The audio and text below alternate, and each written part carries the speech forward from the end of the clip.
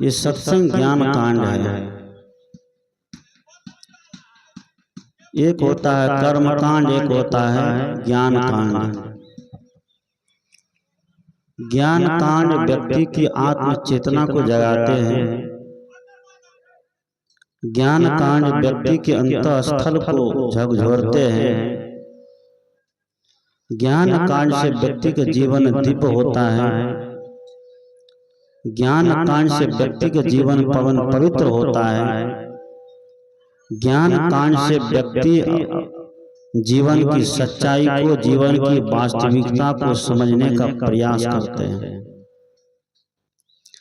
वहीं दूसरी तरफ कर्मकांड व्यक्ति को, समाज को, परिवार को, युवा को, युवती को अंधकार में ढकेलने का काम करते हैं। आज हमारा समाज, हमारे युवा और युवती पढ़ाई की तरफ, शिक्षा की तरफ ज्यादा ध्यान दे रहे हैं। हमारी सरकार का भी इस पर बहुत नजर है। आज पढ़ाई के लिए युवक और युवती को फर्स्ट डिवीजन करने वाले को रुपया दिया जाता है, सेकंड डिवीजन करने वाले को उनको भी रुपया दिया जाता है। क्योंकि शिक्षा के लिए आज बहुत प्रोत्साहन मिल रहा है। जिस शिक्षा के लिए इतना प्रोत्साहन मिल रहा है, जिस शिक्षा के लिए हमारी सरकार इतनी खर्च कर रही है कि शिक्षित होने वाला समाज, शिक्षित रहने वाला समाज दुनिया में कुछ करके दिखाता है। इसलिए बाबा साहब अम्बेडकर ने भी कहा था कि शिक्षा शिरनी का वह दूध है जो पीता है वो दहाड़ता है। लेकिन आज हमारे समाज के स्वभाव कहना चाहिए, दुर्भाग्य कहना चाहिए, जो युवक और युवती शिक्षा के क्षेत्र में आगे बढ़ रहे हैं, ऐसा लगता है कि महागोबर गणेश बनते जा रहा है। शिक्षा हासिल करके, पढ़ करके उसको समाज का, परिवार का, देश का, राष्ट्र का और खुद के जीवन का विकास करना चाहिए। आज वह युवक हो, वह युवती हो, शिक्षा ग्रहण करके खुद के जीवन को बर्बाद करने का बीड़ा उठा लिया है। कभी हमारे देश के महापुरुष, कभी हमारे देश के युवक भगत सिंह भी थे, युवक चंद्रशेखर भी थे, युवक सुभाष चंद्र बोस भी थे। एक युवक कभी बाबा साहब अम्बेडकर भी रहे होंगे, एक युवा कभी सदगुरु कबीर भी रहे होंगे, एक युवा कभी बाबा तथागत भगवान बुद्ध भी रहे होंगे, एक युवती कभी सीता, सावित्री, मीराबाई भी रही होगी। ये दुनिया के लोगों की आत्म चेतना जगाने का पुरजोर साहस किया, दुनिया को झकझोरने का प्रयास किया, जगाने का प्रयास किया। लेकिन अभी के युवक और युवती को देखते हैं तो कोई शराब में डूबा है तो कोई मोबाइल में चिपका हुआ है। जिस जगह में आप देखिए धर्म की कथा, सत्संग होती है, उस जगह में भी उनको ज्ञान से कोई लेना देना नहीं रहता है।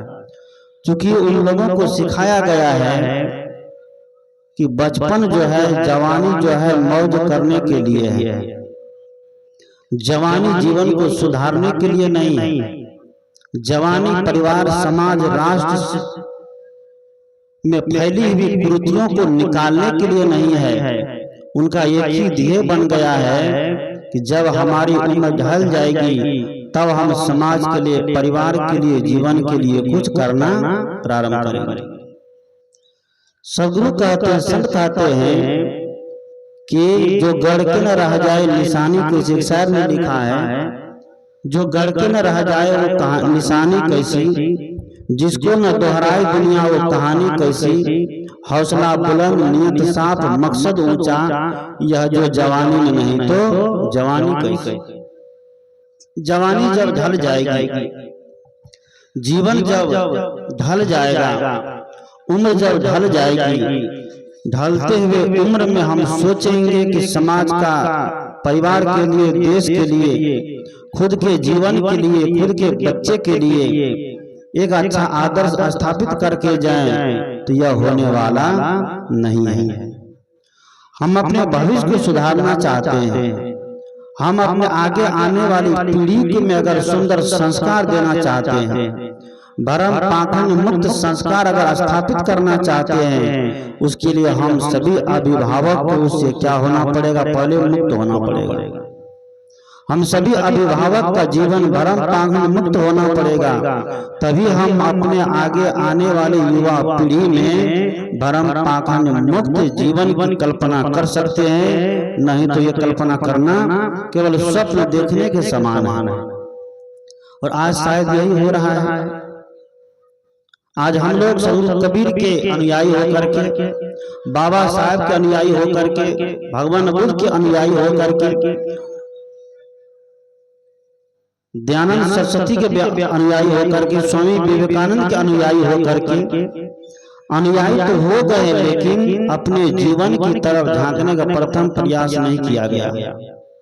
हम समाज को सुधारने का तो प्रयास करते हैं, परिवार को सुधारने का प्रयास करते हैं, समाज से परिवार से भरम पाखंड मुक्त करना चाहते हैं, लेकिन हमारा जो मानव का जीवन है वह मानव का जीवन ही अभी सुधरा हुआ नहीं है। और हम खुद सुधरे हुए नहीं है, हमारे जीवन में रहन सहन की व्यवस्था सही नहीं है, हमारे जीवन में खान पान की व्यवस्था सही नहीं है, हमारे जीवन में बैठने उठने की व्यवस्था सही नहीं है, हमारी दिनचर्या सही नहीं है, तो दूसरों को उपदेश देने मात्र से समाज में कभी सुधार होने वाला नहीं है। इसलिए समय ने लिखा है कि समाज को हम अपनी वाणी से नहीं बल्कि हम अपने आचरण से सुधार सकते हैं।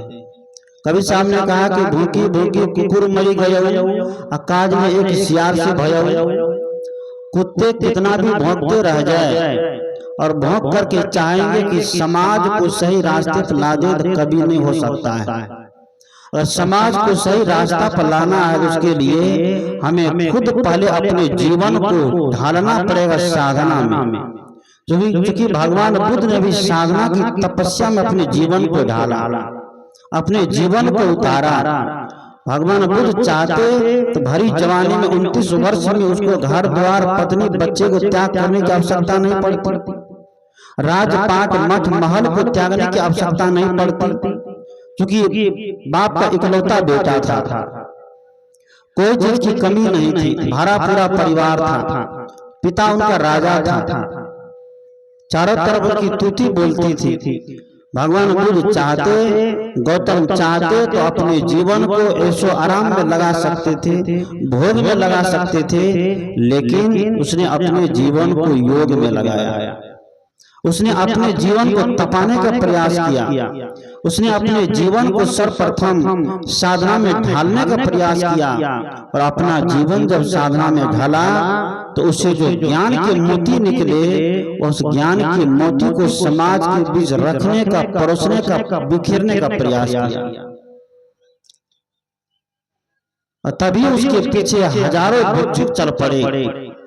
आज हम लोग भगवान बुद्ध और बाबा साहब अम्बेडकर का बीड़ा तो उठा लेते हैं, लेकिन खुद का जीवन सुलझा हुआ नहीं है, खुद का जीवन तपस्या में तपा हुआ नहीं है, खुद का जीवन भरम पाखंड मुक्त नहीं है। केवल समाज को सुधारने से इस समाज नहीं सुधरेगा, इस समाज सुधरेगा व्यक्ति को सुधरने से, क्योंकि यह व्यक्ति से समाज का निर्माण होता है। और व्यक्ति अगर सुधरने लग जाएगा तो फिर समाज को सुधारने की जरूरत नहीं पड़ेगी, समाज अपने आप सुधर जाएगा।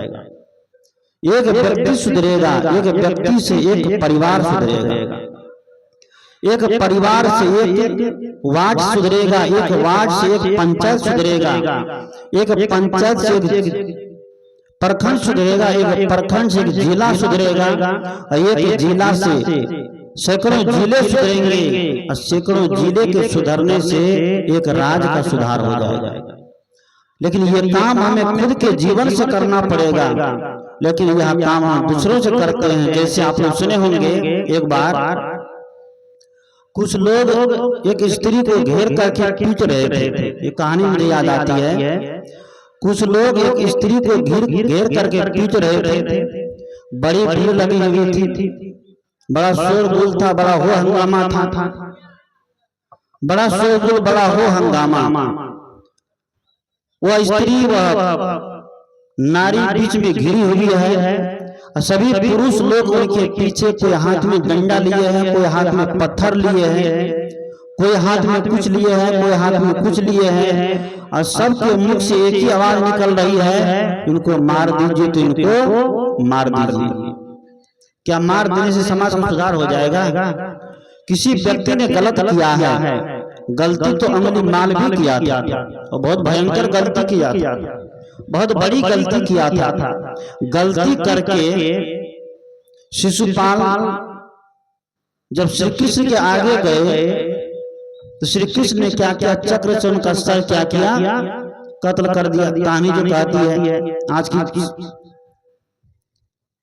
गलती करके, गलती किए थे कौन? बाली जब गलती की और राम जी के सामने गए तो राम जी ने उसको क्या किया? दुनिया से उठा दिया। भगवान के सामने जब गलती करने वाला गया तो भगवान ने उसको दुनिया से उठा दिया, लेकिन संत के सामने जब गलती करने वाला गया तो संत ने उनके जीवन को ऐसा दिव्य बना दिया, ऐसा दिव्य बना दिया, आज उनके जीवन पूजने के योग हो गए, आज उनका जीवन स्मरण करने के योग हो गए, आज उनका जीवन स्वर्ग बन गया, आज उनके जीवन के प्रति लोग मरने के लिए तैयार रह जाते हैं। ये अंतर भगवानवाद में है और ये अंतर एक संत की परंपरा में है। इस संत की परंपरा सुधारवादी परंपरा होती है और भगवान की परंपरा सुधारवादी आज तक न हो पाई है। भगवान की पूजा तो लोग बहुत करते हैं, भगवान की आराधना अर्चना तो बहुत करते हैं, लेकिन भगवान के जैसा जीवन को दिव्य बनाने का कोई प्रयास नहीं करते हैं। अंगुली माल जब भगवान बुद्ध के गए सामने गए तो उनका जीवन दिव्य हो गया। उसका जीवन जो कभी इतना पाप से उलझा हुआ था, पाप में लिपटा हुआ था, वह पाप कर्म करना छोड़ करके पुण्य के रास्ते पर आ गए। उसी तरह कहते हैं कि जब उस महिला को घेर करके पीट रहे थे सभी लोग, सबके हाथ में पत्थर है, किसी के हाथ में डंडा है, किसी के हाथ में लाठी है, और सबके मुख से एक ही आवाज आ रही कि बिल्कुल उनको मार देना चाहिए। तो तभी उसी रास्ते से तथागत बुद्ध गुजर रहे थे, भगवान बुद्ध गुजर रहे थे। भगवान बुद्ध ने यह दृश्य को बड़ा गौर से देखा, भगवान बुद्ध ने इस दृश्य को बड़ा नजदीक से देखा। उनको लगा कि अगर अब इस समय हमारी कोरोना प्रकट नहीं होगी तो यह नारी मारी चली जाएगी, इनको मार देगा, इसका जीवन बर्बाद हो जाएगा। अगर मैं इसके ऊपर थोड़ी कृपा कर देता हूँ तो इनका जीवन दिव्य हो सकता है, ये अपने जीवन को समझ करके, साधना करके, ध्यान करके, विपश्यना करके अपने जीवन को का उद्धार कर सकती है। भगवान बुद्ध नजदीक पहुंचते हैं, नजदीक पहुंच करके कहते हैं कि ठहर जाओ, क्या करते हो? सभी लोगों ने देखा कि भगवान बुद्ध आए हुए, तो उसने कहा कि तथागत महात्मा जी, यह नारी को मार डालना चाहिए क्योंकि नारी ने व्यभिचार किया है। तथागत बुद्ध ने कहा कि बिल्कुल मार डालो, मार ही तो डालना चाहिए व्यभिचार करने वाले का। क्यों? उसने कहा कि इसलिए मार देना चाहिए, अगर ये समाज में रहेगी तो समाज की और लड़कियां बिगड़ती रहेगी, समाज की और नारी बिगड़ती रहेगी, इसलिए इस नारी को दुनिया से क्या कर दो? समाप्त कर दो। भगवान बुद्ध ने कहा कि बिल्कुल कर दो, मार ही डालो, लेकिन वही लोग मारना जिसने जीवन में कभी व्यभिचार नहीं किया होगा, जिसने जीवन में कोई पाप नहीं किया होगा, जिसने जीवन में कोई अधर्म नहीं किया होगा, जिसने जीवन में कभी हिंसा नहीं किया होगा, वही लोग इस नारी को मार डालो। इस शब्द निकलते ही जितने लोग नारी को मारने वाले थे, जितने लोग नारी को समाप्त करने वाले थे, सबने क्या किया, सबके हाथ से, किसी के हाथ से पत्थर गिर गए, किसी के हाथ से लाठी गिर गई, डंडे गिर गए। जो जिस सामान से वार करने वाले थे, सबके हाथ से वह सामान क्या हो गया, गिर गया। सबकी दृष्टि अपनी ओर लौट गई। सबकी दृष्टि जब अपनी ओर लौटी तो सबको लगा कि इस स्त्री ने तो एक बार पाप किया है, मैं तो रोज रोज करता हूँ, मैं तो जीवन में पता नहीं कितना पाप कर चुका हूँ। यह नारी तो एक बार पाप किया कि व्यभिचार कर लिया, लेकिन मेरा जीवन से तो कई बार व्यभिचार हो गया है, मैं अपने जीवन को क्या करूँगा। सभी व्यक्ति उस नारी की तरफ देखना छोड़ करके खुद के जीवन की तरफ झांकना प्रारंभ किया।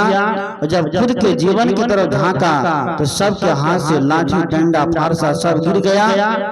और उस दिन से भगवान खुद की शरण ग्रहण करके बोले कि आज हमारी आंखें खुल, इसलिए कहते हैं कि संत का आना और बसंत का आना दोनों बराबर होता है।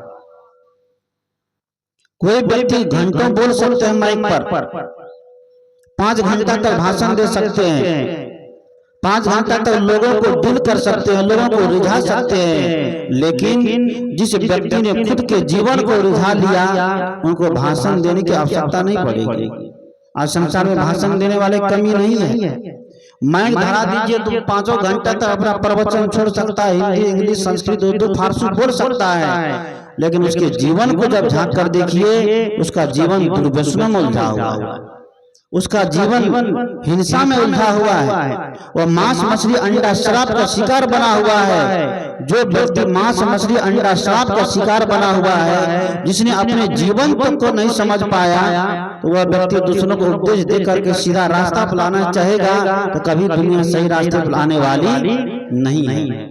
इसलिए यहाँ विचार देने का माहौल नहीं है, विचार देने की स्थिति नहीं है, क्योंकि वक्ता बोलते हैं तो श्रोता की पावर होनी चाहिए कई चीज खींचने की, तब जाकर के वक्ता के अंदर से ज्ञान निकलते हैं। और श्रोता खींचने वाले नहीं हो तो बड़ो वक्ता कुछ भी वहां बोलने वाला, उनसे कुछ नहीं होगा। इसलिए आइए कुछ भजन को श्रवण करिए, फिर बातों को विराम दे दिया जाएगा। बोलिए सद्गुरु देव की जय।